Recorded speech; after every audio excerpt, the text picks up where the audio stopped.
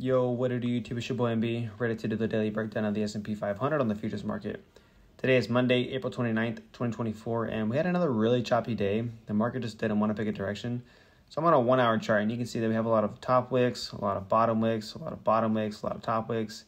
And so we were kind of just sideways. If you look at the bodies of these candles, we're really not going anywhere. So this video is going to be a little bit different because I can't just show you the best setups of the day without showing you the setups that didn't play out, because that's how you got the best setups.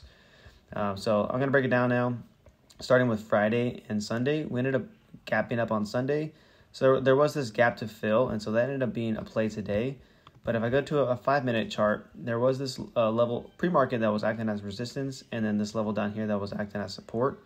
So at market open, we get above resistance, so I wanted to see it act as support. So I ended up taking a long here. That didn't work out, obviously. So this level just wasn't being respected. And so just keep that in mind. We come down to the bottom, and I wanted to see this support level get tested. But we got really close. Didn't really get there, but buyers stepped in and created this demand zone. So we get back above here, and we break through this area. So this level is just kind of being toyed with. But it ended up acting as a support level briefly. So I took another long here, and I set my stop to break even. So we ended up going up, and it's a good thing I did that because it seemed that sellers were in control because we didn't even form a double top. We got close to it, but sellers took over, and I get stopped out here for break even.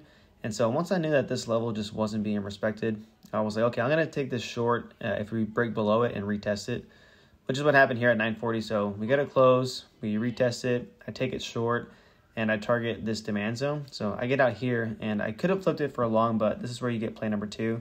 It's this previous demand zone where buyers were, so take a long here.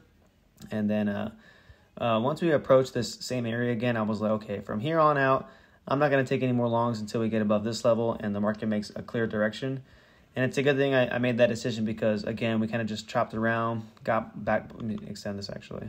Just kept playing with this level. It just wasn't being respected. And then at 1:30 is whenever we had this nice little sell-off, and then we ended up closing the gap. And so if I go to a 1 hour chart, right here at 32.25, we literally closed it to the exact tick. And this is like the only play of the day that I felt like was like the best setup, because last week we had a gap fill that played out exactly like this, where we closed it to the tick and we got a nice bounce. So from 32.25, we got a 10-point bounce in about, 25 minutes. But then at 2 o'clock, we had news, and it tanked the market for a bit. But again, there was just no follow through to the downside. So I wanted to see this level act as resistance, but we ended up blasting straight through that. So even now, if I extend this out over, again, in the overnight session, we're still below this level. So I'll probably delete this because it's just not being respected. So yeah, today was pretty tricky, but there were still a few good setups you could have taken. So that's pretty much it. I'll catch you tomorrow. Hopefully we have a lot better price action. I love you.